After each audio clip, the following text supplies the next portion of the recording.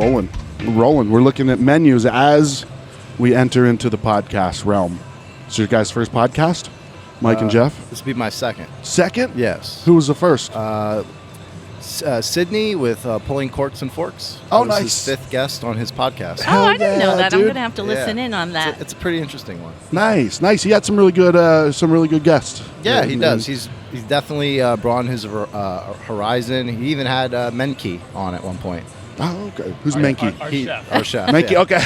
So Brent, Chef right? Brent Brent, Menke, right. is the chef owner. Yeah. Okay, and Michael is the chef de cuisine. Okay. So- and this menu was actually designed by Chef Winokur here. So, And I've been a big fan of Chef Whitaker. We were just saying it goes back. We met in 2016. Yeah, when I was working at Flourish, I opened up that restaurant back in 2016. It's in Fountain Hills. Yeah, it used to be Copperwind. Now Okay. it's a Darrow. So Okay. it's gone through so many changes. And that's where you first met this yes, gentleman? and I remember it was a wine dinner. Yeah. And after having his food, I was like, "Who is this Who guy?" is this guy? Yeah. right. He was so talented. And then I've had your food over at the Canby. The Canby, yes. So that's where I met him. Yeah. Is when I moved here. My wife and I moved here in 2017 from Boston. Okay. And I was really looking for a really chef-driven restaurant, and I came across the Canby Hotel, which was the former Ritz-Carlton, Which is where we met. and that's where we met. Okay. Ironically enough, her Christina and her husband actually knew me from Boston, from the restaurant that I worked at He there. worked at one of our favorite regular haunts called Yeah. which is Mistral. called Mistral, and that's I opened up Mistral in 1997. And I was with them for almost 17 years. I was their corporate Wow. trainer. I'd worked at all the other locations and whatnot. So when I got to the Canby and Artisan, Chef was the chef de cuisine there. And he was working with Chef Dashan Singh at the time, and he was the chef de cuisine for him. And I was like, wow, this food, amazing. So I really enjoyed being able to be a part of the professionalism and the all the inspiring food that they were doing. Dream Team. It was Ah, really it was, it was at that time. And I think Kyle Kent was also working Yes, there. he Chef Kyle was. Kent too, Who at was the time. actually my sous chef over at Flourish. Oh, I did not know that. I recruited him. He was working over at Eddie Matney's restaurant in Old Town Scottsdale. Shout out to Eddie. I just saw him a couple weeks ago. How's he doing? He's doing good. He's up in Flagstaff. Oh, okay. Nice. Yeah, and I brought him on. I basically promised him this, that, the other. And I tried to produce what I said he could, get working over there, but it just never transpired, unfortunately. I ended up leaving. I actually went to go work for Enchantment Group and took on a executive chef role at one of their properties in the Bahamas. Wow. So that's what I did before I actually went to the Canby. So Well, let's go back a while, though. Where are you from? Where did you grow up? born and raised here in Arizona. Okay. Grew up in Chandler. Went to Chandler High School. Didn't know what I was going to do. I was actually a tattoo artist out of high school, and I thought that's what my vocation Wait, was out going of to high be. school? Out of a high school? When you were in high school? I was that still was in your high business? school. I was apprenticing. out of the janitor's Yeah. room? Hell yeah, I love that. But it turned out to be not something I was as passionate for as I thought I might be. Okay. And I happened to get a restaurant job, and I fell in love with that. Okay. Well, two different kinds of art. Totally, right? yeah. But both types of art. I mean, it's one of those things where, as a tattoo artist, you happen to be a tattooed, bearded man. And then when you walk into the restaurant industry, there's a bunch of tattooed, bearded men. So You would work I fit right in. if that all fails at brewery, that's Exactly. the next That's step, the right? next step, yeah. Well, full circle.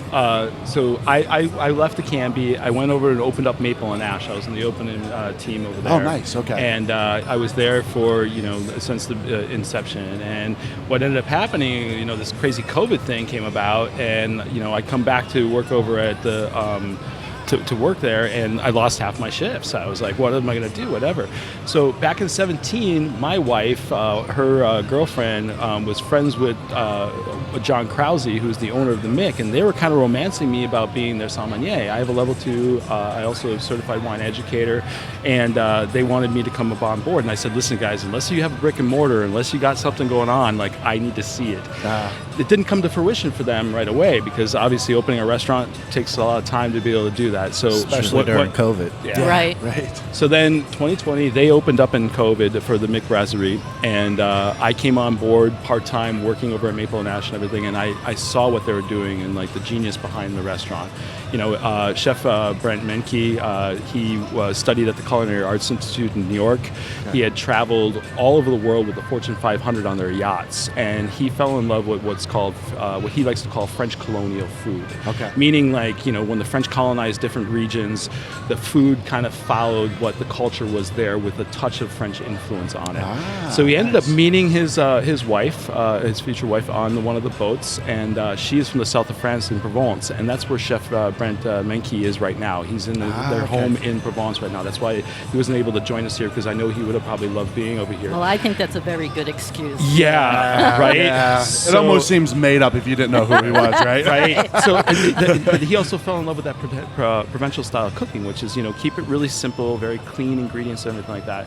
So long story short, we were looking for a chef de cuisine, and I had known about Michael, and I approached him and pretty much was begged him to come meet Chef Brenke. Yeah. And they sat down, and it was amazing. After the conversation, Chef pulled me aside and he goes, "This chef reminds me of myself." And I could see the collaboration already, and it's been pretty much a match made in heaven. Chef being gone right now, we've done a couple of wine dinners and things like that, and Chef has taken the helm, and this is his menu. Yeah. And that's why I think it's important to have him here and discussing what we have so that we get an idea of what's going on. Sure. So when we first opened up the restaurant, which was when? 2020. Okay. I told the gentleman, John Krause and Chef Brenke, that this was the best soft opening you could have ever happened.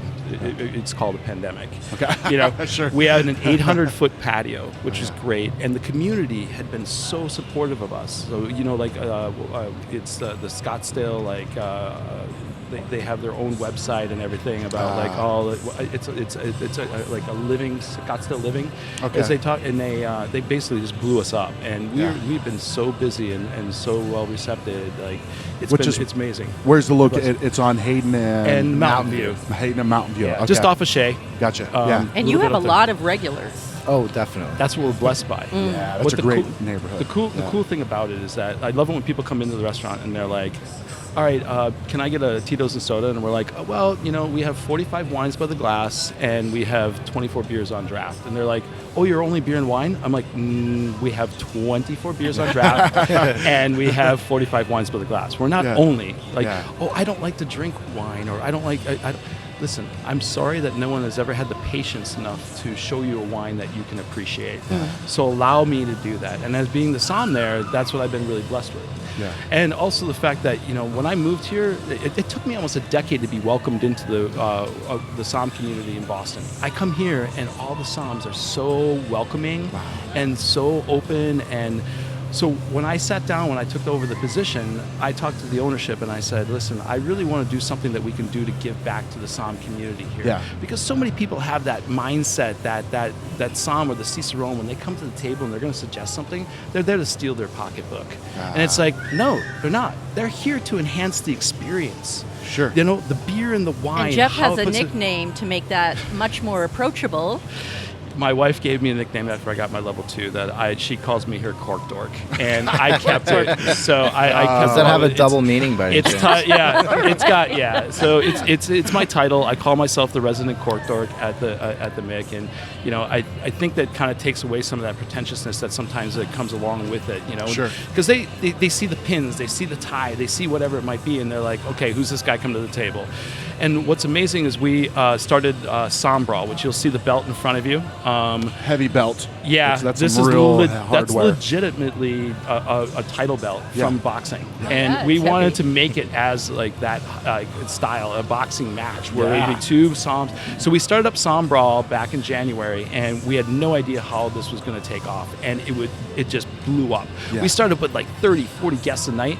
By the time we finished with the finale, so it was 8 Soms against going against each other head to head, blind tasting. The guests were blind tasted, and they didn't know not only what wine they were drinking, but they also didn't know what Som chose it. So at the end of each of the tastings, they would just circle off what they thought was the best pairing. And then And after it was so each coach, fun. You know, Jeff and his whole team engaged everybody in it. So I liked, you know, when somebody would announce something, the audience would whoop it up, or we were playing Eye of the Tiger. Like we had at the finale we had a ring girl come around with the rounds and everything like that. That's great. Like legitimately, we tried to really make it look like a battle. But what ended up happening is that at the finale, we ended up selling out the entire restaurant. And it just became so popular that when we talked to the chef and the ownership, and we said, you know what, we should do something a little bit different. Let's play around with beer versus wine. And I said that it'd be amazing to have the champion of our Somm Brawl, who is an advanced Somm, meet an advanced Cicerone and go head to head. The inspiration actually came from this book, which 2008 this was published. This is he said wine. He said beer. She said wine. So Sam started up Dogfish Brewery, and Marnie was one of the first women sommeliers in the world. And they got together at a collaborative endeavor to be able to go, and they traveled to all the major metropolitans, pairing up. Like, think about this: 2 of the oldest libations known to man, right? Paired with food, and what was best of the pairing? Now, I'm not going to give any spoiler alerts, okay? Because you guys can read the book or whatever. It's an older book, and it's been around for a while and whatnot. But what's really cool, what do you think won? Who do you think was the best? Who do you think won beer versus wine back in 2008 when they were doing this stuff, right? Are you really asking us? Yeah. I think beer. Yeah. Well, I think with the way you couch the question, I think beer too. Yeah. I would argue beer. Right down the middle. He tricked us. Son of a... That wasn't an option. That It's was not an insane. option. Isn't it amazing to think about that? Like Yeah. 2 of the oldest libations, and people were divided equally throughout all these tastings. And they went to 30 different metropolitans doing this, and they came with the same results pretty much at every one of them. It'd be divided maybe like by 1 or 2 people or what it'd be bad, but I mean, other than that, it was pretty much completely divided equally. That says it all. Yeah, it shouldn't does. be this or that, this and that. Mm-hmm. Right? Well said, Eric. Yeah, thank well you. said. And that's why you guys put together books. That's right. Because of this stuff, the inspiration Like the between the rant. 2 of you guys, and Thank why you. I love being able to sit down with you guys. Because I mean, here we have Arizona Beer Book. I had no idea of all this stuff that existed here without reading this, and now I've seeked out these different products and tasting these different Well, I beers. think that's why Thank we you. each wrote it, to support the community and get the word out about. for you know, sure. I tell people Arizona is so special. And it kind of goes under the radar. I feel like people are paying more attention, but Yeah. I mean, Well, the like you said, with riches we have here. Yeah. Well, like you said with the Somms here compared to when you were in Boston, completely different world, right? So open and Yeah. stuff like that. And and when I first moved here, there was maybe 60 wineries here 5 years ago. Okay. They're already up to 125 wineries now. Wow. It's crazy how exponentially fast this whole market has been moving. Yeah. And I feel blessed being a part of it and to see the evolution that it's taken. And I mean, we're not going to be necessarily focusing on Arizona wines or Arizona beers in this tasting and in this competition. Sure. I said, but I think it's really great that we kind of take note of this, that right here in this valley in Arizona, how we are blessed to have so many different varieties and choices, whereas other parts of the country and stuff like that, I think that people haven't seen this much variety and that's out there. And what they're playing with and stuff that they're doing, we can go on about all the wineries, we can go on about all the breweries, and I think it's really awesome that Phoenix Brewery allowed us to be here. For sure. I would love to have been at the Mick, but we're going through renovations right now because we're closed for the next week, just because Chef's gone and we're going through a bunch of stuff, but I think it's awesome that they were like, oh yeah, come on, hang out with us here. Yeah. Do you know what I mean? Yeah, that's my first time here. I That's a haven't been great here spot. before. Yeah, It is really And you great talked to about know. how fun everything is. For you, developing this menu, was it a lot of fun? Of course, every menu I make is fun. I try to create food that is going to be unique, not just for that night, but just in general. I want people to they're coming for a one night only experience. If they have a great experience and they eat really good food, they're going to come back to the restaurant when there's not an event said. going on. Yeah. So- What was the inspiration behind the menu, Chef? Because I know that we talked a lot about what we were going to do here, but if you look at the different courses and stuff like that, I think that there's very unique differentials in each of the courses that can go both ways. Yeah, you know? that was on purpose. Like, I made some dishes that I thought were more geared towards wine, some dishes that were geared towards beer. Gives the other person more of an That's really opportunity smart, to like yep. really kind of think about what they're going to pair that dish with. And I think that's something unique, because when you look at it, the Pretzel Bagel. I mean, obviously that's geared towards beer. And you look at it, you got a smoked pork cheek, you got a short rib crepe. That could go either way, I feel like. So it's going to be pretty interesting to see what everybody comes up with to pair with We're going to get those guys on in a minute and see what the hell. We're going to have you go through the menu and see them sweat. Yep. It's already warm back here anyways, but we're going to make them sweat a little bit more.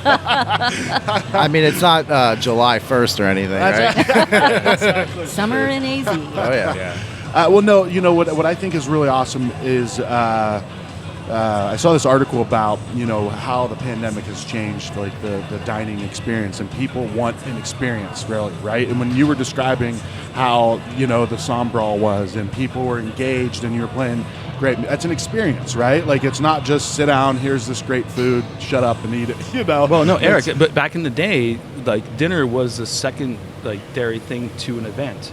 Sure, so back in the day, it would be like, all right, we're going to the theater, but we're going to have dinner before the theater. Yes. Now, the dinner is the theater. Right. It is the event, and that's what's really cool about what we're able to do and what we're empowering our guests to like have that experience. And the fact that by the end you had sold out the entire restaurant. I mean, think of that. You were doing something right.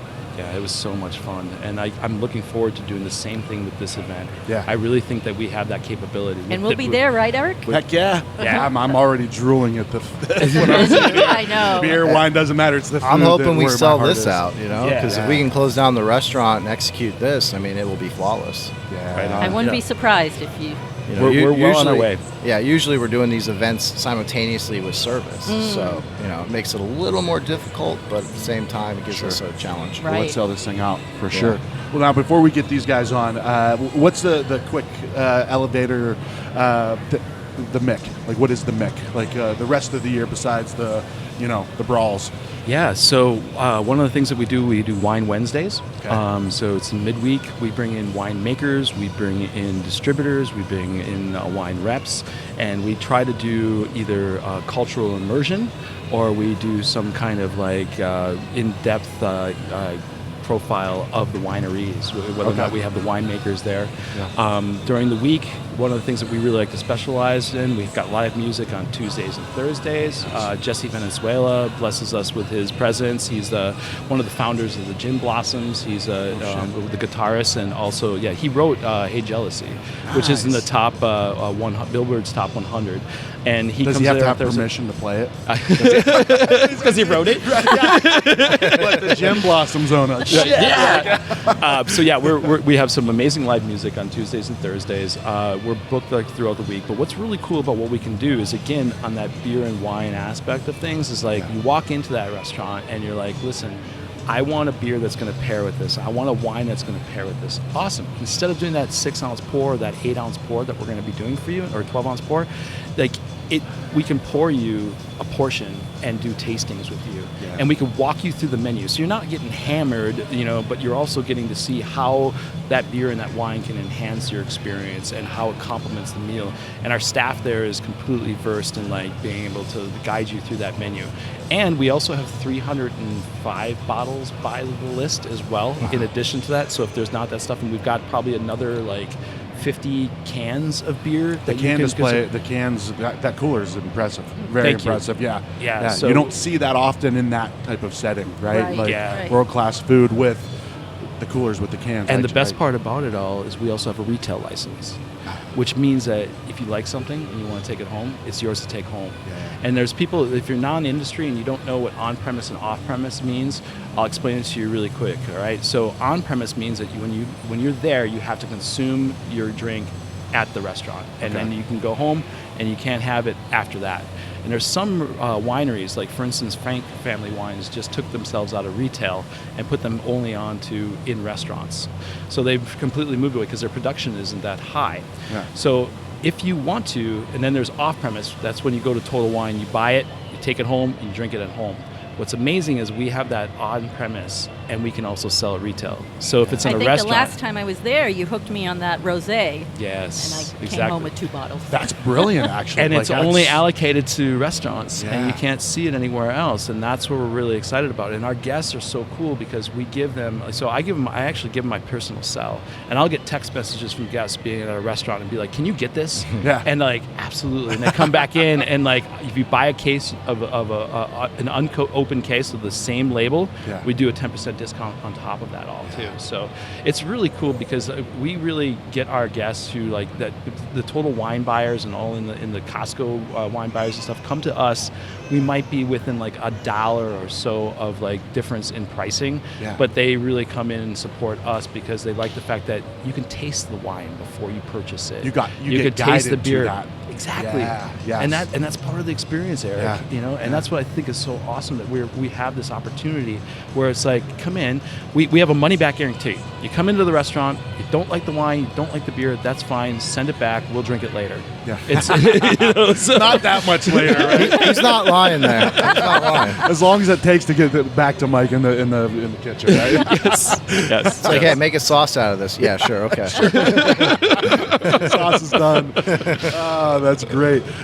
We need to make a beer together. Sauce is done, right? Like that's one of my gifts is I just have beer names that come to me, right? Someone told me the other day they're also good band names if I want, you know. Oh, right. But my chances of making a beer is much greater than being in a band. So, you know.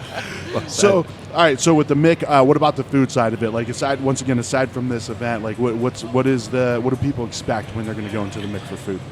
So the restaurant is kind of comprised of food that is more French geared. That being said, we're global. You know, chefs. He's been around the world. I've only been to the Bahamas. But that being said, we try to influence the menu that way. He's got some items on there right now. You got some Italian influence. You have some Mediterranean influence. I'm sorry. You got some African. Asian. I mean, it's all over the board. Vietnamese, But he does with the pork Vietnamese, belly. yes. You know, I'm trying to kind of guide it towards a more French approach. That being said, I'm all about global flavors. I've never tied myself down to any particular cuisine. I always tell people like I'm a ingredient-driven chef. Okay. You know, you're gonna give me something like some eggplant, some sunchokes, some mint. I'll figure it out. You Yeah. know what I mean? Now I'm hungry. Yeah. Yeah. But no, You also have a very deft hand with when it comes to chilies, and that's what I really appreciate too. You really know how to balance those things, which I appreciate. That. Yeah, balance is key in like when creating cuisine. Like you want your food to make sense, but you want the flavor to balance itself out as well. You want that umami, you want that savory, you want that sweet, salty. You know, you want it all. And I try to create. Like if you look at the menu that we put together for this actual event, it's got all that in every dish. Yeah. You know, and that's how I try to create a menu or at least produce food. And the Mick is the same way. You know, we have very delicious items on the menu. Recently, I was given like free range to kind of like put out what I want to do while keeping some of our key items on the menu that people keep coming back for. But you know, I really want us to expand and I want people to recognize us not only as a wine and beer bar, but as a place to get a really good meal. Whether Dining destination. absolutely, you know, not just for dinner. You know, We're in a strip mall. Yeah. Like, it's so nondescript. Like we're covered by a bank. Like you can't even see. Like you know what I mean. But then all of a sudden you come around the corner, you're like, oh wow, there's a restaurant here. You know, And it it's looks so quaint. inviting with the patio because the patio's kind of foremost. yes. Yeah, well said. I mean, it's everything from escargot to octopus, you know, to rack of lamb to tartar. Like it's got anything and all things. If you can't find something on that menu, I'm disappointed in you as a human. You know what I mean? Like there's got to be some guides. Jeff will give you some guides, right? Yeah, like there's got to be something there, you know. And then it comes down with that beer and that wine is that we've got anything and all things to be able to match and pair with it. Exactly. And I love that we are able to be able to have that experience for people. And I call it a palate epiphany. You know what I mean? It's this thing, when your mouth and your nose, they talk to each other, the palate talks to each other, and it all registers in the brain. Yeah. And you're like, bam, you know, we're driven by two physical drives in our lives, you know, our hunger drive and our sex drive. You know, you gotta make sure both of them are fed well. Where are we going with this, Jeff? Where are we going? No, you're right though. Those are like that's what drives people. We're in the pleasure industry at the end of the day. That's Truth. what we are. Yeah. Well said. That's man. right in the middle. That is right in the middle. Yeah. Right? Yeah. That's where he was going, I think. Wrap it up. Nah, this was great. Thank you guys for joining. I want to get these guys on. No, actually, first, Christina, your experience with the Mick. Like as a diner, as a professional diner, I guess we could call you, right? Every time I go in, I say, I wish we lived closer. But then they might not want us there as often as we would be. But it's a type of place. We want you there every night. Well, and especially, I haven't gotten to explore the menu. Like, it's the type of restaurant I want to try every dish when I go. Yeah, But it's a place you're doing errands, you stop by, you go with your parents, you meet a bunch of friends. I mean, it kind of covers everything. Yeah. You can go in and celebrate an anniversary with a caviar service, which I had last time, or you can go and order those delicious meatballs, and a beer. So it's something that appeals to everybody. Meatballs and beer. That's. Let's do that event next, right? Meatballs and beer. You can't go wrong with that one. Yeah. Awesome. Well, thanks, guys. Let's get. These guys have been getting all prepped and the air conditioning in there. Drew's got his suit on.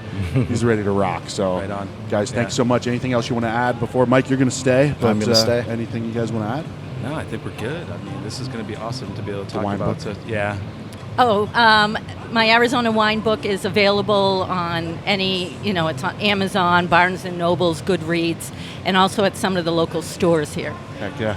Awesome. It's amazing that all these wineries work so. It's already out of date, though, with all the new wineries coming on. Yeah, I mean, it was awesome. Volume how much 2. you got That's to. right. Yeah. Sincerely, the relationship that you guys have with all these local breweries and wineries, it's incredible to see how much they embraced this publications. Yeah. Yeah. It's so cool. And when you read about it and you're like, I want to go there. Yeah. I need to drink this. Why is this not in my life? Yeah. Exactly. That's a perfect reaction. That's where we're going with it, right? Yeah, Yep, for sure. straight up. Awesome. Well, thanks, guys. Yeah. Thank you. Thank you. All right, Chef. Have fun. All right. You ready to rock? Let's do it. All right. So now we're going to really kind of dig into what's happening, right? So Chef Mike here has put together this incredible menu, and you guys have to live up to the expectations of this extravaganza they're putting on, right? Yeah, it's a phenomenal menu. I appreciate that. Thank you. Yes. Well, so introduce yourselves first. Let's start with Drew over here. So I'm Drew Cameron. I'm a certified sommelier, and I'm currently a server at Cafe Monarch.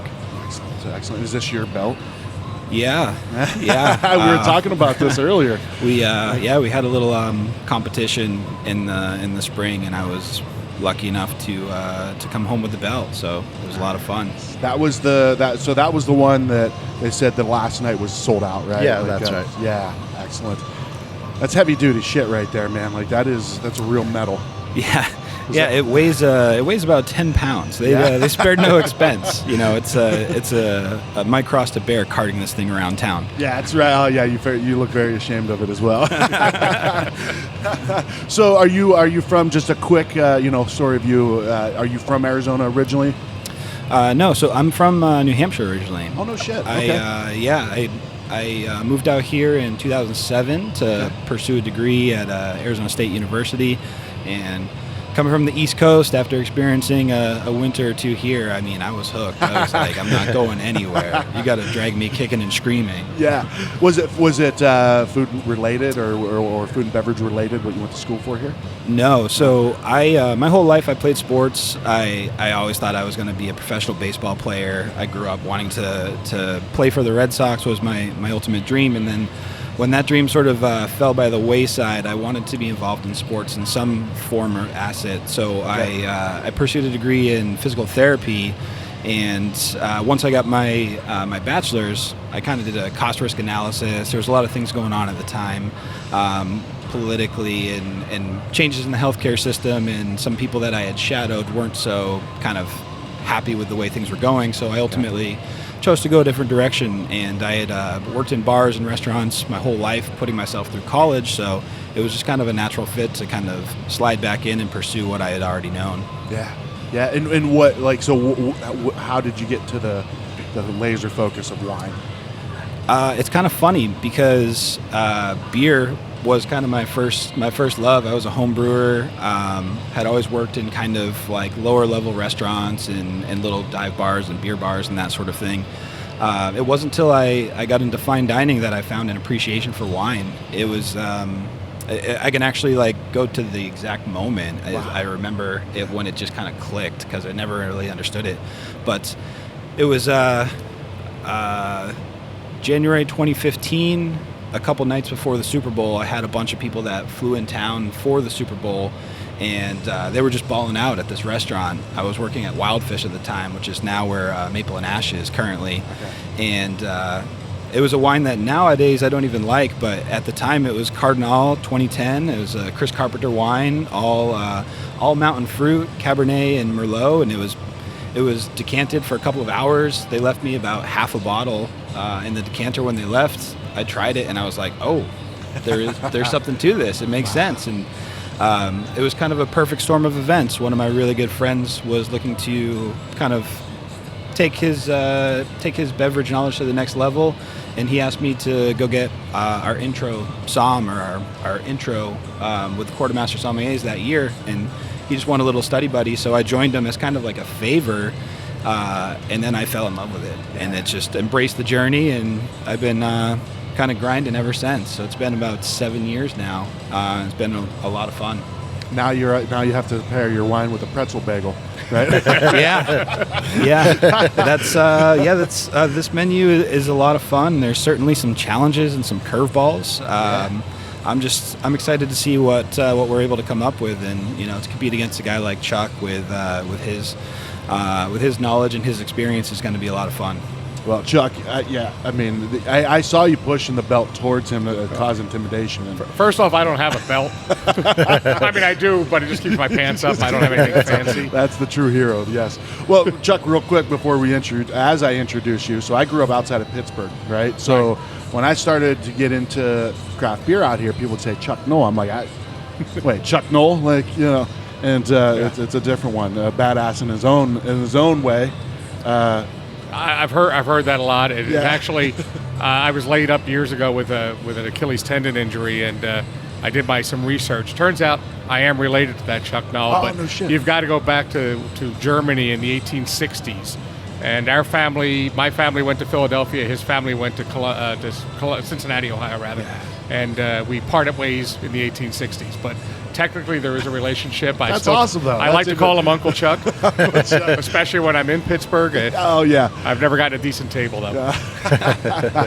So you're a beer guy. Are you from Arizona originally? No, I'm from Philadelphia originally. Okay. Born and raised in Philadelphia. Came out to Arizona because you don't shovel sunshine. That's right. New Hampshire, right? And you're from Arizona. I'm from Arizona. I have all family from Philadelphia, though, so we have ties. So I was born and raised there. Went to the University of Delaware. Fell in love with great beer while I was in college. It was actually Anchor Steam was the first beer I fell in love with, and came back from San Francisco to Philadelphia to Delaware again, and couldn't find Anchor Steam. So I started drinking Belgian beers when I could afford them because, again, I was in college. Just fell in love with the flavor, that full flavor beer. Worked in a variety of industries throughout the years. When I moved out here, I had the opportunity to get into the beer business. Been doing it for almost 20 years now. Marketing manager for Crescent Crown Distributing. And I'm in charge of the small to medium craft, specialty import, that sort of thing. Nice. And you are a certified... So I'm a certified Cicerone. I was one of the first 100 certified Cicerones in the world. Which is so there's just for people out there. There's the certified beer server, right? Which is the first step. Yep. And a lot of people say I'm a certified Cicerone because they pass that first step. Certified beer Chuck server. would say bullshit, right? Hey, any effort you put into learning about beer is okay with me. For sure. You know what? And I did. I've been doing this since 2016. I took it and I got a decent grade, but the biggest thing for me was like, holy shit. There's a lot I don't know. I must have guessed a lot right because just to get that level one, and I'm sure it's the same for Cicerone, right? I mean, or for sommelier. You guys put a lot of work and time into that, right? Yeah.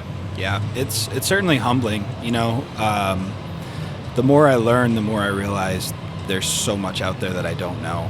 in wine as well as in beer, if you want to go and take any particular one topic and go deep down in the rabbit hole, it's infinite. You can keep going and going and going, and there's never any end. So I think that's kind of one of the things that drew me towards it too. Is it's just you're a student for life if you're going to be a somm or a cicerone, because things are always changing. Sure.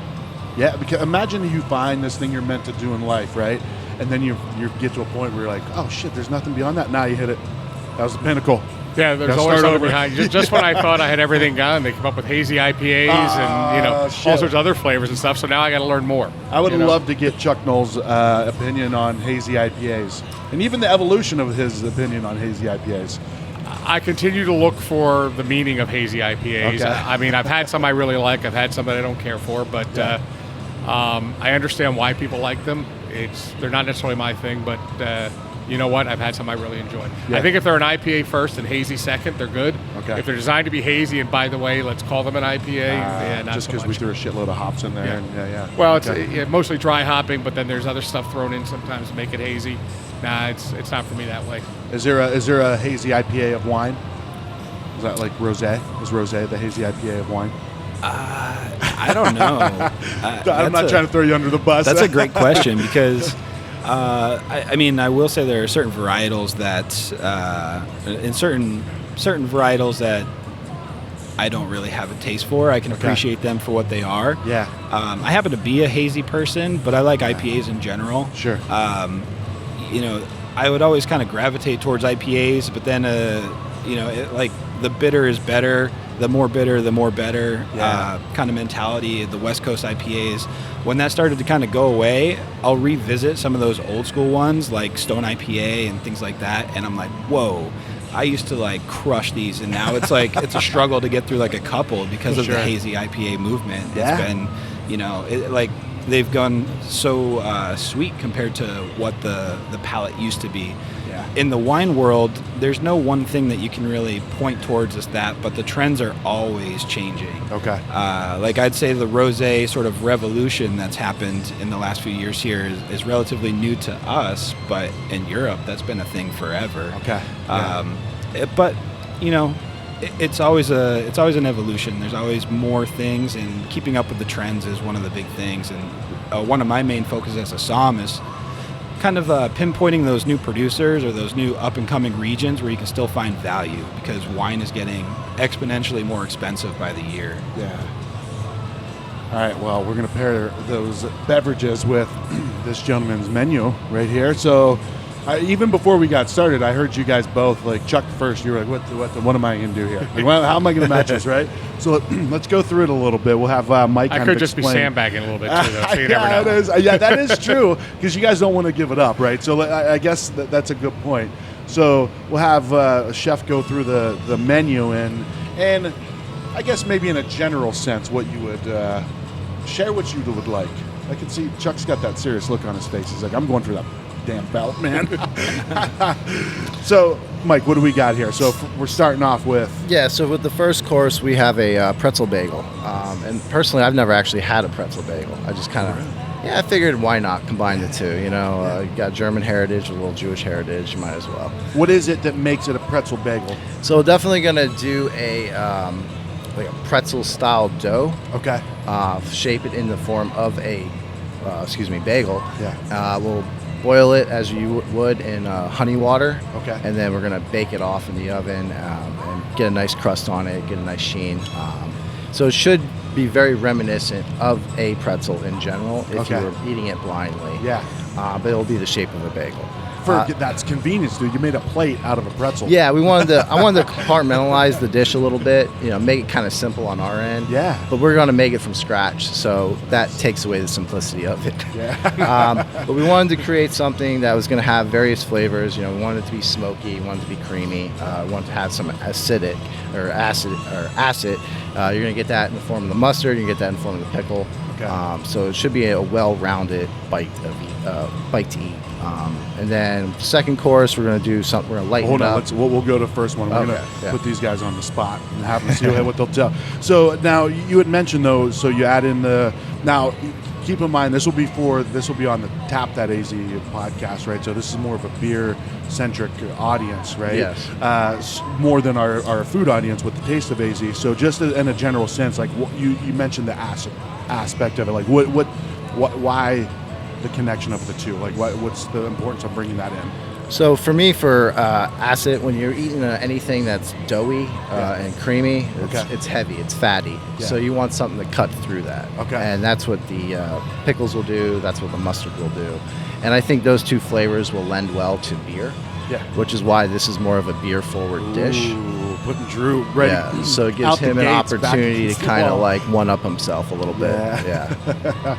All right. So initial thoughts with that, Drew. When you hear that put together. It's a really complicated dish in order to kind of find the right pairing. Immediately, my mind sort of gravitates towards Germany, or some potential Germanic influence area like Alsace or something like that. With the mustard, the pickle, the bagel. We need something that has some great acidity because there is richness, there's creaminess, but also a smoky character. So I think that this is definitely going to be a challenge, definitely a more beer-centric course. Yeah. But I think with a little bit of time, I'll be able to come up with something that'll be really nice. So when you say you mentioned Germany, is it because of just kind of that fits kind of like if you go to a pub in Germany, you'll probably eat this kind of stuff, right, Chuck? Well, I think it's similar. I mean, you've got the pickles, you've got the mustard, the smoked trout, the cream cheese, and of course the pretzel bagel. From my standpoint, same thing. I'm looking at. First of all, I look at this. I'm thinking, okay, well, you took away the compare and contrast. You want to contrast sometimes with beer, like peanut butter and jelly. You want this, that saltiness of the peanut butter and the sweetness of the jelly, and you've taken the whole opportunity to do that and just screwed us up with that. because obviously it'd be a no-brainer if you've already thought about the acidity. So, but my initial thought, same as Drew. We need something with a little bit of acid still, because obviously the dominant flavor is going to be dominant's going to come from the bagel and the smoked trout roast cream cheese. So looking at something with maybe a little acidity, but I also don't want to go too much over the top because we'll have the pickles and the mustard on, kind of complementing that as well. So it'll be, I've got a couple of ideas and I could go two different ways with this, and I'm just not sure which one yet. Okay. Yeah, and coming out of the gate, I'll just say for Psalms, mustard and pickles are some of the most difficult things to pair up with. So course one's going to be a little bit out there, but I think we're up for the challenge. Why is it difficult? Because I'm not even going to assume that I would know. Why is it difficult? Because they're very vinegar based, and so when you have something like that, when you have a lot of acid in a dish, you want to go acid on acid. But a lot of times in wine, that when you go with something that's really high acid, it's going to have the impression of sour, and you don't necessarily want that as well.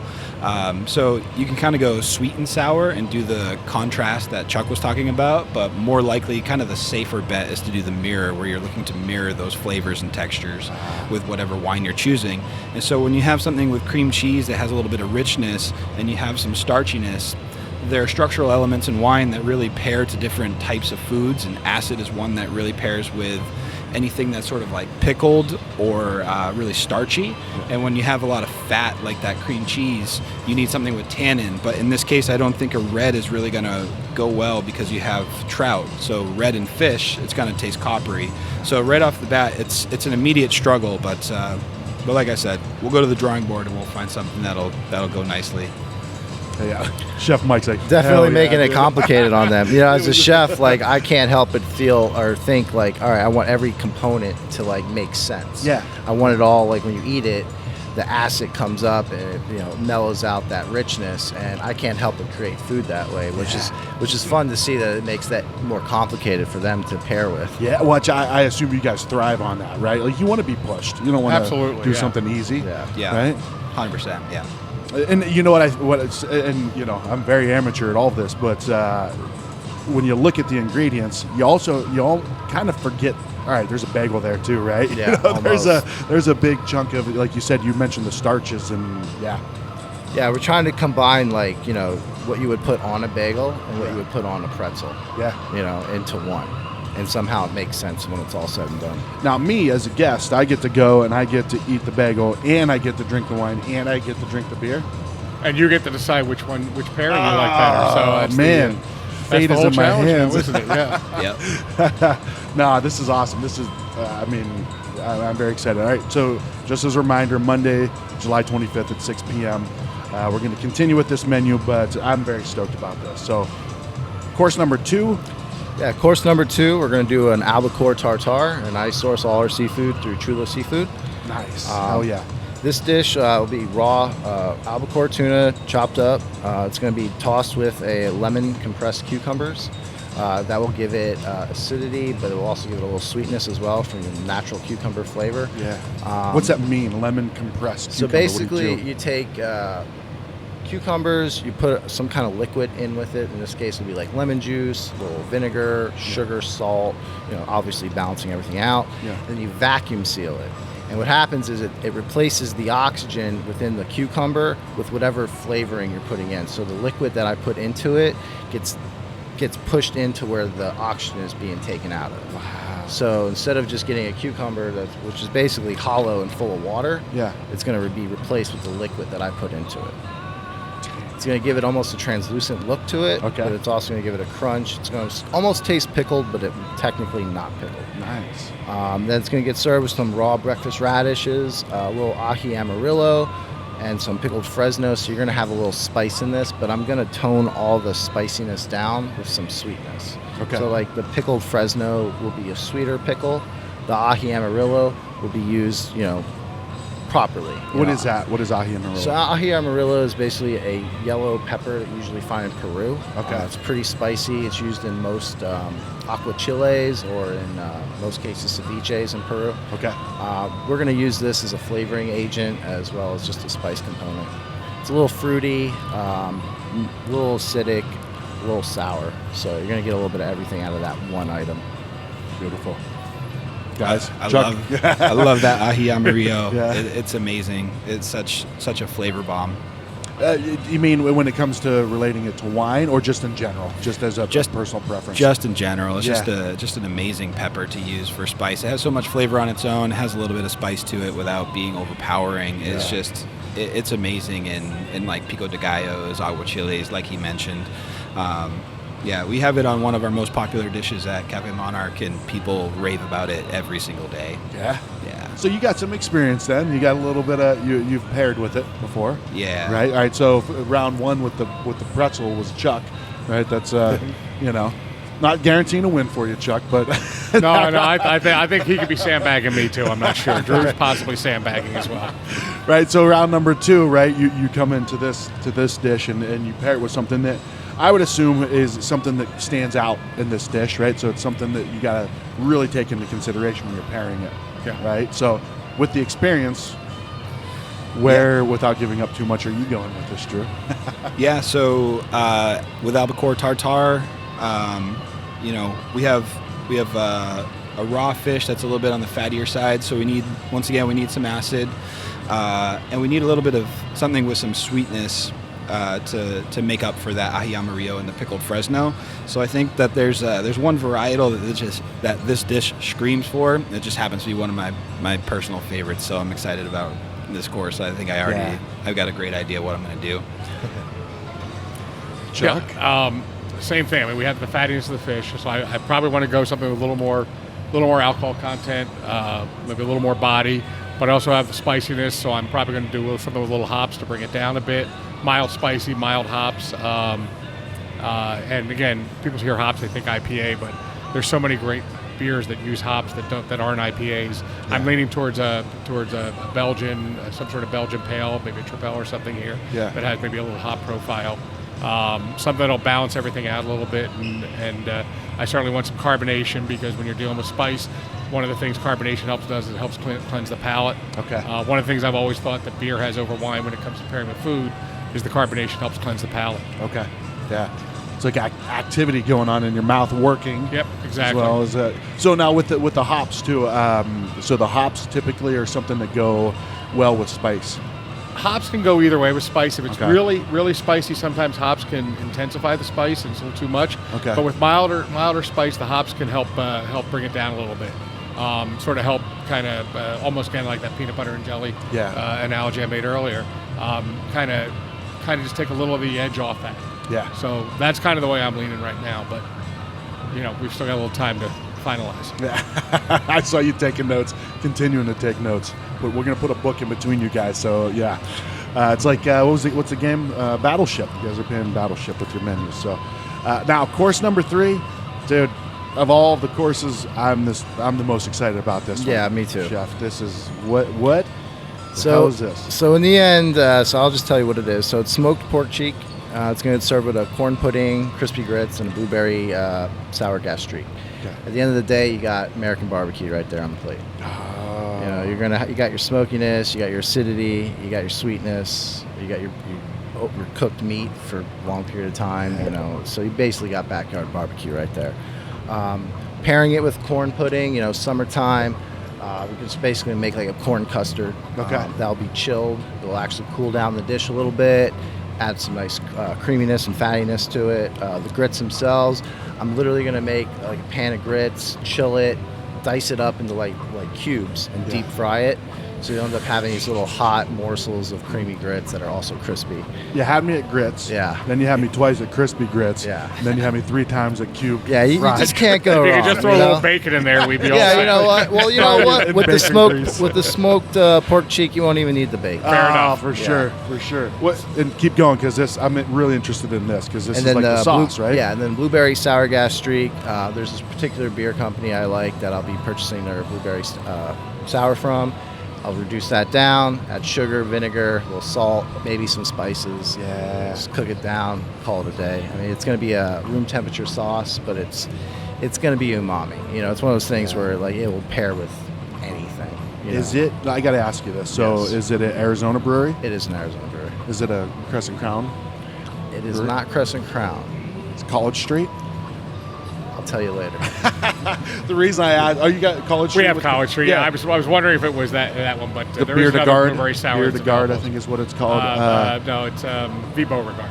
Yeah, okay. Is that how you say It's it? kind of from the Willy Wonka, Violet Beauregard, who eats the I love blueberry that and swells sour. up. Yeah. Love that. I'm glad it's a Crescent Crown product. But the reason I asked is because I love that beer, and I might shadow you to figure out how to make that sauce. Okay, If I could. absolutely. That would be like a feather in my cap at the backyard barbecue. I'll give you a bottle. How about that? Ah, sweet, dude. So, like you said, you go. it's backyard barbecue, right? Yes, it like is. it's smoked pork cheek with yeah. Yes, and this is one of those courses where I feel like it can go either way with the beer or the wine. I think both guys are going to be able to have fun with that dish. Chuck. Yeah, you can have fun with it, but it's challenging because barbecue normally would cry out for, something a little malty, something to kind of clean everything up. You think about having maybe an amber or something, but then, you look at that, the sour gastrique and you're like, okay, well, now I need something a little different. So while on the surface it looks like it's a fairly easy pairing, there's a little bit of a challenge. This is actually the one I'm struggling the most with right now. Oh, really? Okay. I again, there's 3 or 4 different ways I'm thinking, and I'm just not sure which is going to work. Yeah. Listening to you right now gives me a little more insight, so hopefully I'll be able to narrow it down now. That's Happy to what I'm help you here out. for. That's what I'm here for too. To give you insight into Chef Mike's mind. And what about you? Right? People don't think backyard barbecue wine. I'm from the Midwest, right? Right. So we don't typically think of. So, I mean, there's several different wines that are easily pairable with some classic barbecue, just depending on regionality, what type of protein, what type of sauce, whether it's dry rub or a sweet and sticky sauce or vinegar-based sauce. So, hearing a little bit more about the blueberry gastrique, I think that was kind of the one major wild card with this dish. The rest of it's pretty straightforward. We have some starchiness, we have some richness, we have smoked pork cheek, so we want our wine to reflect that smoky character. So immediately I'm thinking Rhone varietals. It's just a matter of where we're going, ultimately where we land. I want something with a lot of blueberry aspect to the actual wine itself, and kind of maybe a touch of residual sugar to bring out a little sweet sour component with that blueberry to kind of play to the sauce if that's going to be a dominant flavor in the dish. But you also want to have something with a little bit of oak on it to kind of make up. Anytime you're kind of smoking, pan searing, grilling, charring, anytime you have that Maillard effect, In wine, to make kind of next level pairings, you want something that has a high intensity of oak and charred oak in particular, or winemakers will call it toasted barrels. Yeah. let's not offend the Cooperages out there. But we want something with a new oak component to kind of stand up to that smoky character, as well as a smoky element in the wine. And if I can get something that has a little ripeness and some blue fruit to it, I've got some ideas. Yeah. Nice. So, chef, as a chef, you throwing these out and hearing these two pros go back and forth, like what does that do for you with your creative process, right? Like, do you make things a lot thinking how they're going to complement beverages or anything like that, or how does it influence what you do? If I was being completely honest, not really. Okay. You know, I kind of let my sommelier take care of those kind of questions. You know, for me, it's like I'm going to put out food that I think is delicious. Yeah. And in my mind, because I'm a chef first, the drink comes second. Sure. So I want the sommelier, Cicerone, to figure out what should go with something along these lines. So it's kind of interesting to hear their critique of it as far as like, how am I going to pair with a blueberry gastrique? Because I mean, personally, I would feel like that was the easier one to pair, but I'm not the guy coming up with that. So that's their job. You throw the gauntlet down. I think there's just too many options. For my world, there's too many options on this, so it's really just narrowing it down to the best. That's awesome. I think when you have talented chefs like yourself and you think about food in the same way that we think about beer and wine, you're thinking about components. At the end of the day, it's all about balance. And this is a completely composed dish, right? You've got texture, you have sweet, you have sour, you have salty, you have umami. And that's kind of the way that we look at these pairings too, like whether it's going to be a complement or a mirror or a contrast pairing. That's kind of what we're looking for. We're trying to find out what that dish needs to complement it, but in this case, like, they're already complete dishes, which inevitably kind of makes it a little bit more challenging because there's not an obvious factor that's missing. Yeah. You know, like a lot of times, if it's something like a simple seafood dish, you could just pair like a really basic Pinot Grigio or like Sancerre, and it's like squeezing a lemon on the fish, and it's missing that like citrus acid element. But in this case, we're working with some really high-level, talented chefs, so the dishes are completely composed, and that kind of presents its own set of challenges itself. Yeah, I really appreciate that, really. Yeah, no, that's a good point. It's almost like you put it together to be like, all right, I'm gonna finish this book. Like, how do you come up with the right? Part of me feels like I failed and I should have left out a small component in every dish. These guys would have made it too easy. Yeah, these guys want a challenge. No, and I think the difference is when you're doing something like this, for me, I have my whole portfolio to go after. You know, this is the way I want it. Now, if I'm working with one specific brewery and I'm working with a chef, then I want to work with him and make sure him or her and make sure that we get the right thing. And I've had chefs I've worked with, which is very interesting. They'll look at the beers we want to pour, and then they'll create their basic menu and then season the dishes based off the beers we want to pour. Yeah. Which I think if you're working with a single brewery where you're limited, like here at Phoenix, you know, we have an X number of beers here, then you need to kind of work that way. But I think when you're working with a broader portfolio to pull beers from, this is a lot more fun and a lot more exciting because I can go in a bunch of different directions from a beer standpoint. Awesome. Yeah. Well, all right then. Well, that takes us to the next one. If I was going to choose my second most anticipated, course number 4, Chef, what do we got here? So you got the short rib crepe right there. So this is going to be braised short rib wrapped in a savory crepe. It's going to have a Oaxaca chili creme fraiche, mushroom marmalade, burnt leeks, and nasturtiums. So basically, you're going to have an unctuous braised meat wrapped in, you know, just a simple egg, flour, a little salt, a little sugar, crepe. And then the creme fraiche I'm going to make in-house by fermenting heavy cream with buttermilk. Is that what creme fraiche is? Basically, yeah. Ah, okay. At least the homemade version is. Yeah. And then I'm going to reintroduce some Oaxaca chilies to that to give it a smokiness. It's going to be a little spicy, but not too spicy. Again, like, I thought of this, you know, as a summer menu. Yep. So that's why you get a little spicy acidity throughout the whole dish, throughout the whole meal. So you're going to have a mushroom marmalade. So that'll be literally mushrooms cooked down, a little sugar, vinegar, a little sweet element, very umami, burnt leeks. We're currently doing that at the restaurant. We use it as a garnish, but it's a very delicious flavor profile that I think works very well with like red wine or items of that nature. And then just nasturtium, just a little acidity that you get from a natural plant. So what is that? Is it a seasoning or is it like a So liquid or that's what? it's actually a flower that grows, and the leaves and the flower are both edible. Oh wow. Yeah, Okay. Yeah. A little grassy citrus flavor you get out of Nice. that. And probably look beautiful too, right? Very nice. Yeah. Yes. Yeah. All right. Well, he threw red wine. Threw that one out there for the burnt leeks. Yeah. Is that what you're looking at? Yeah, I mean, this dish certainly screams for red wine. It's just a matter of which one. You know, the spice level is really probably going to be the big determining factor. With the mushroom marmalade and the burnt leeks and nasturtium, you definitely want something that's a little bit lends itself to being a little bit more earth-driven. Okay. So we're probably looking at something from the old world here, and we want something with some structure to kind of accommodate for that fatty short rib crepe. But the number one thing is alcohol can really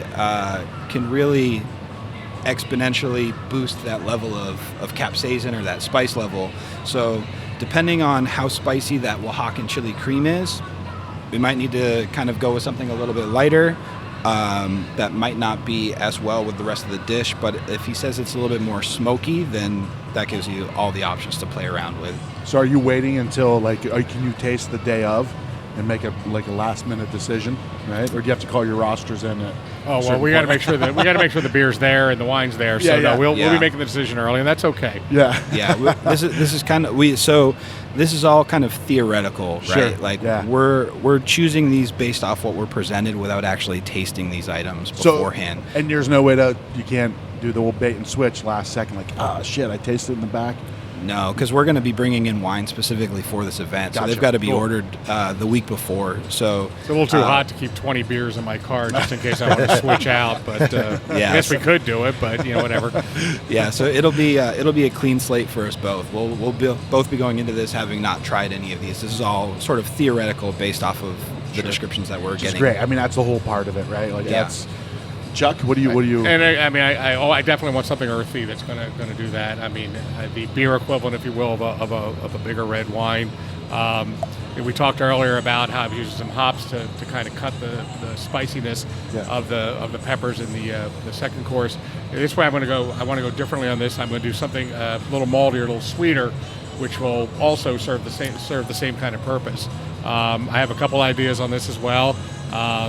But I do know I want something bigger, I want something richer, I want something that's going to stand up to this dish, because looking at this, it seems like it's got a lot of umami, a lot of richness to it. Yeah. And I want something that's going to stand up to it, but I also need to cut some of it a little bit. So this is going to be a fun dish, and I think I have a funny feeling this is going to be the best dish of the night, and it'll probably be the toughest choice between beer and wine for both for both of us.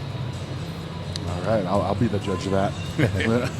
We hope to see you there. One of the judges of that, yeah.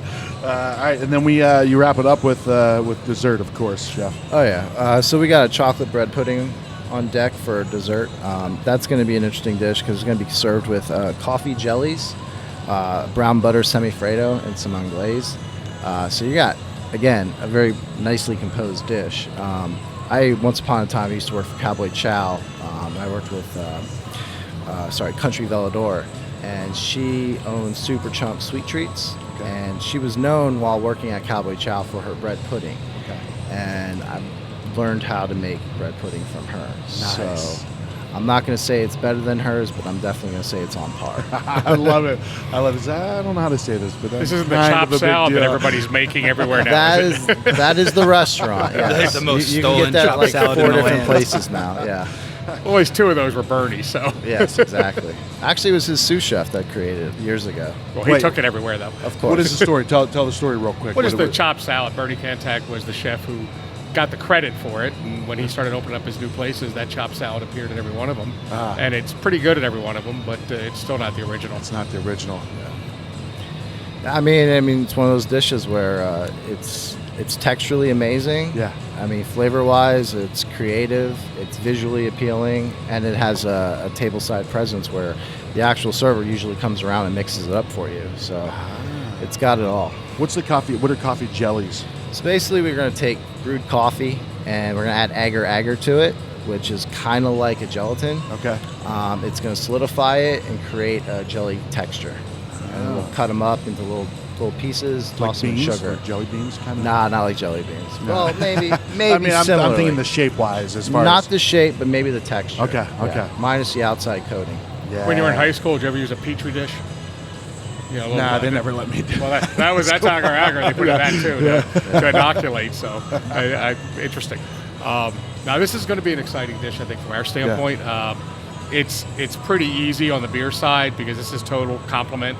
Sure. You know, I don't want to play any games. I don't want to throw fruit out there because that'll kind of compound some of the not compound, but it'll take away from the rich flavors. If there was fruit in it, that might be it, right? If there was raspberry in it, you might do it. Even so, fruit beers sometimes with dessert Okay. don't always pair well because they can just get too acidic, too over the top. Gotcha. But this, definitely cries out for something that's going to complement it. Maybe a coffee stout or a chocolate stout or something like that. Something that's going to, really just kind of complement that, bring the whole meal home. No wild ales, right? Not with this, no. No farmhouse, no sours. Yeah.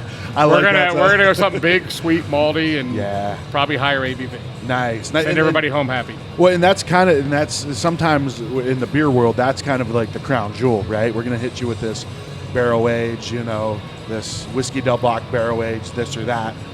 Right? Those are usually it's not usually the pilsner that you're blowing people away with. This will be a big beer. It'll be something that will, in my mind, it'll also work. It would work on its own as an after dinner drink or a dessert, or a standalone dessert.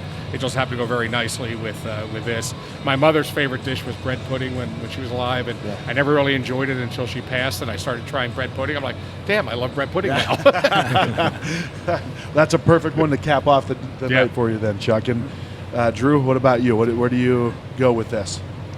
So dessert pairings in wine are really tricky because as a general rule, you want your wine to be sweeter than your dessert. Okay. And there's kind of a resistance of a lot of people to trying sweet wines. So dessert wine pairings are always a little bit more complicated than something that's more of a savory dish. But with this having a really kind of strong chocolate theme, there's a pretty classic couple directions we could go in this. We could go with like something like port, which would be the obvious choice, or you could go with something a little bit out of left field like a Banyuls or like a more chocolatey like Grenache dessert wine. Depending on the sweetness level, there's a couple different directions I could go. Maybe even throw a little Momsey Madeira at it, but what's that? That sounds great. That sounds like a good beer name. But wine already has it already. Yeah, so Madeira is an island off the coast of Portugal that's known for dessert wines. Okay. Known for wine in general. They make 4 kind of prolific styles. They have a Cerciel, Verdejo, a Boal, and a Momsey. And in that order, they go from drier to sweeter, and they work really well on the sweeter end of things, particularly the Boals and Momseys with sort of like molasses, caramel, and like dried fruit dishes. Okay. So with this having sort of a caramelly, molasses, brown butter, anglaise, and a little coffee influence, that could potentially be on the radar too. But I think it's really really easy to overthink it when chocolate's the main theme here, and chocolate import is like adult peanut butter and jelly. Yeah. I'm in. Back to the peanut butter and jelly. I was going to say full circle, right? Full circle. So, well, guys, thanks so much for doing this. Really excited. This is, once again, July 25th at the Mick Brasserie and Bar, Hayden and Mountain View. And this is going to be pretty badass. So thank you guys for jumping on the mics and giving people a little insight of... Thank you for having us. Yeah. Appreciate it a lot. We're going to have a good time. Thanks for your time, and it's going to be a lot of fun. We hope to see you there. I'll be there eating and drinking, which is what I do very well. Perfect. Awesome. Thank you. Awesome, guys. Thank you. Thanks. Thank you very much.